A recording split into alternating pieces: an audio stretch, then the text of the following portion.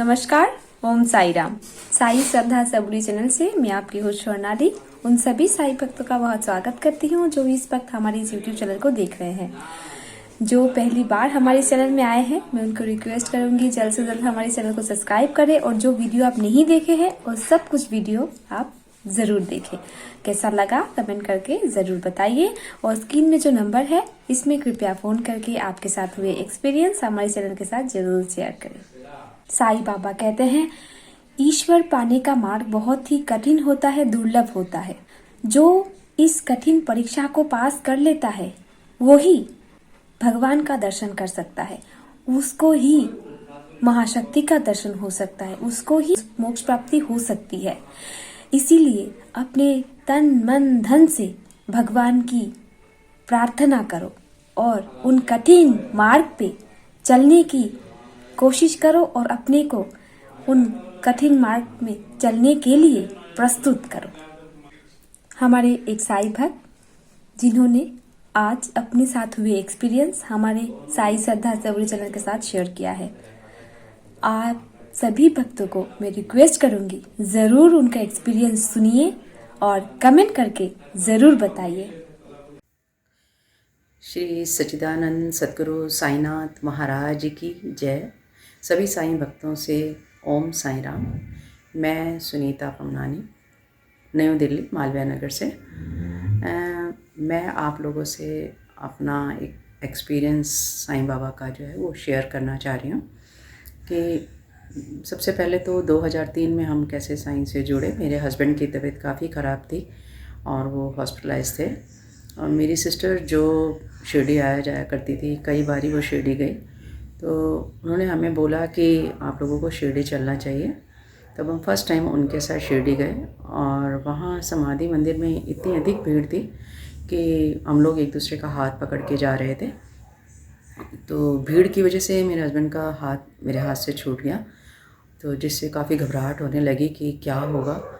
लेकिन जैसे ही हम समाधि मंदिर पे माथा टेका तो मेरे हस्बैंड बाबा के चरणों की तरफ से आए और मैं दूसरी तरफ से, और हम दोनों ने इकट्ठा माथा टेका, एक दूसरे को देखा, स्माइल की। तो और उधर से समाधि मंदिर से जो पंडित जी थे उन्होंने मेरे हस्बैंड को एक गुलाब का फूल भी दिया। तो इस तरीके से हमें बाबा का ये आशीर्वाद मिला और ये मेरे लिए एक फ़र्स्ट एक्सपीरियंस था कि जो मेरी टेंशन थी वो बिल्कुल एकदम से दूर हो गई, चेहरे पे मुस्कुराहट आ गई। तो उसके बाद बाबा ने कई बार बुलाया और हम लोग बाबा से जुड़ गए और हम शिरडी आते जाते रहे जब जब बुलावा आया। अभी हम 2016 में मैं और मेरी सिस्टर हम लोग शिरडी गए थे।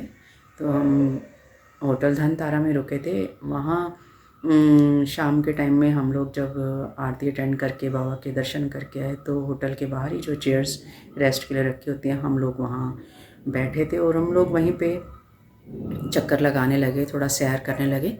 और जो रात हो गई और रात को जब हम होटल के रूम में गए तो बाई चांस मेरे हाथ में जो मेरा वॉलेट था, पर्स, वो मेरा बाहर ही छूट गया, चेयर पे ही रह गया। तो और उसमें मेरे कार्ड, मेरे हस्बैंड के कार्ड, सब मतलब सब कुछ ही उस पर्स में था। और जब सुबह हम लोग फिर अपना रेडी हुए और मंदिर जाने के लिए निकलने लगे तो मेरे हस्बैंड ने मुझसे पूछा कि वो मेरा कार्ड दे दो।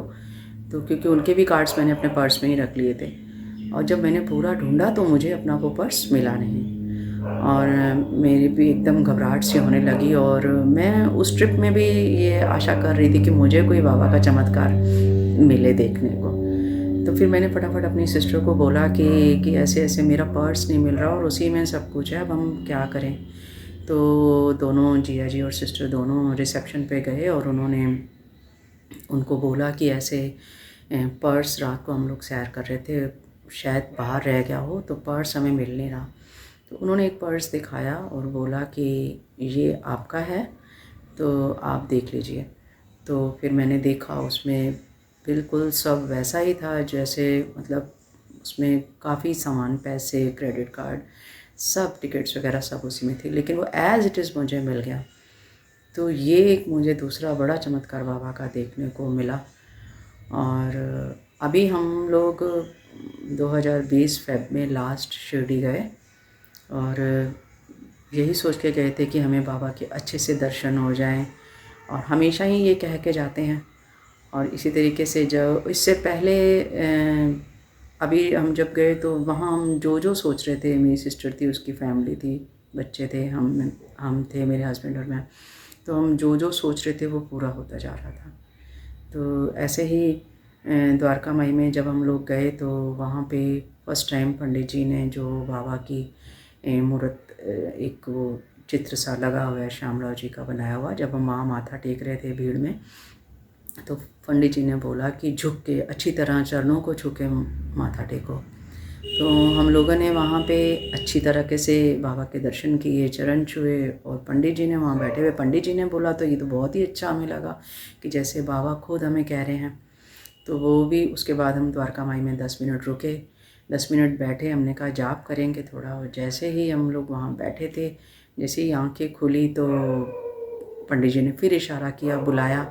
तो मैं जब वहाँ गई तो उन्होंने एक नारियल दिया और बोला ये अपनी बेटी को दे देना। जो मेरी सिस्टर की बेटी मेरे साथ थी वो उनके लिए था, तो वो मैंने उनको फिर दिया। और उसके बाद जब हम लोग बाहर गए तो उससे पहले जब हम दिल्ली में ही साकेत साईं मंदिर में मेरी छोटी बेटी गई थी एक बारी, तो वहाँ पे वो स्कूल की तरफ से गए थे कुछ डोनेट करने छोटे बच्चों को। तो वहाँ पे एक ओल्ड लेडी थी जिसने उसको बोला कि बेटी मुझे आटा चाहिए, मुझे आटा दीजिए। तो उस टाइम उसके पास था नहीं, तो उसने बोला कि मम्मा मैं आपको फिर कभी आके दे दूँगी। और उसने घर आके मुझे ये बताया कि वहाँ पे ऐसे एक ओल्ड लेडी थी और उससे मुझे आटा मांगा। तो अब हम फिर कभी जाके उसको दे के आएंगे।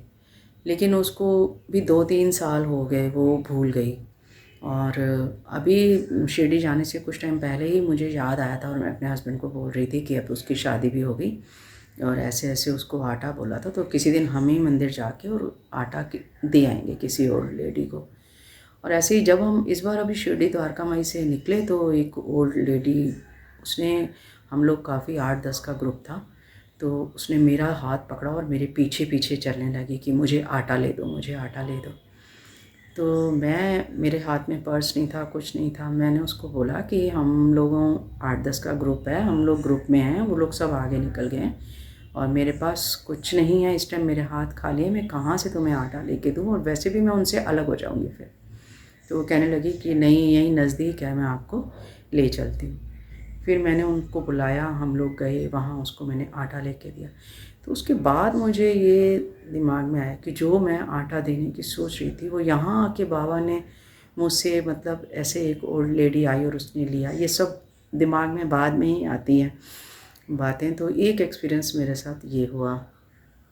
और उसके बाद जब हम लोग शिरडी एयरपोर्ट से जब हम शिरडी गए थे, दिल्ली से जब हम शिरडी गए थे, तो वहाँ हमने जो गाड़ी बुक करी थी, हम लोग 8 लोग थे, तो उन्होंने 2 गाड़ियाँ भेजी थी जहाँ हमने बुक कराई थी, और हम लोग आराम से गए थे 2 गाड़ियों में। और 2 दिन जो वो हम रुके, हम 2 दिन 2 गाड़ियों में अच्छे से घूमे। लेकिन लास्ट डे जब हमें वापस आना था दिल्ली के लिए, तो वहाँ तब एक ही गाड़ी, बड़ी गाड़ी उन्होंने भेज दी। तो हम लोग कहने लगे कि ये बड़ी गाड़ी, एक ही गाड़ी क्यों भेज दी, 2 गाड़ियों में ठीक था, हम आराम से बैठे थे। तो उन्होंने बोला नहीं वो बिज़ी थी गाड़ियाँ, तो एक ही गाड़ी है, इसमें आप लोग कंफर्टेबली बैठ जाओगे। और वो बड़ी गाड़ी थी, हम लोग आराम से उसमें बैठ के जाना, हमें शिरडी एयरपोर्ट जाना था। तो जैसे हम गए तो रास्ते में मैसेज आने लगे कि फ़्लाइट लेट है, फ़्लाइट लेट है। तो फिर हम पहुँचे वहाँ पे, हमारी 2 बजे की फ़्लाइट थी जो 4 बजे तक हो गई। और जैसे ही हम वहाँ पहुँचे तो मैसेज आ गया कि फ़्लाइट कैंसिल है।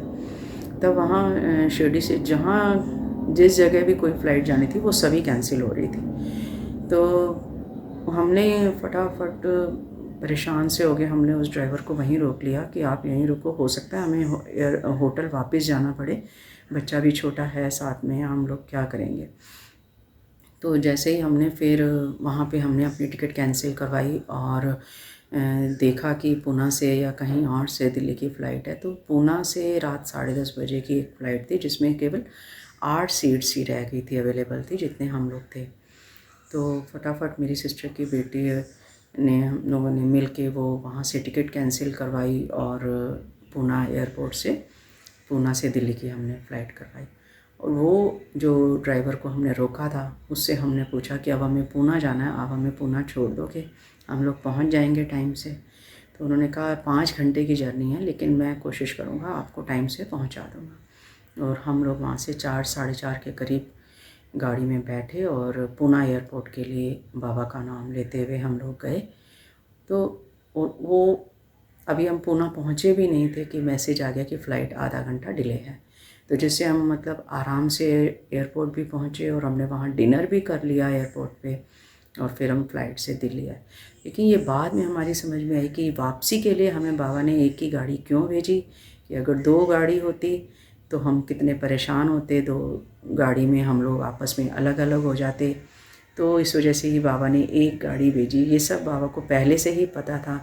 तो ये इतने चमत्कार हैं बाबा के, जो आपसे जो भी साईं भक्त हैं उनको सबको पता ही है कि दिल से मानो तो सब मुराद पूरी होती है।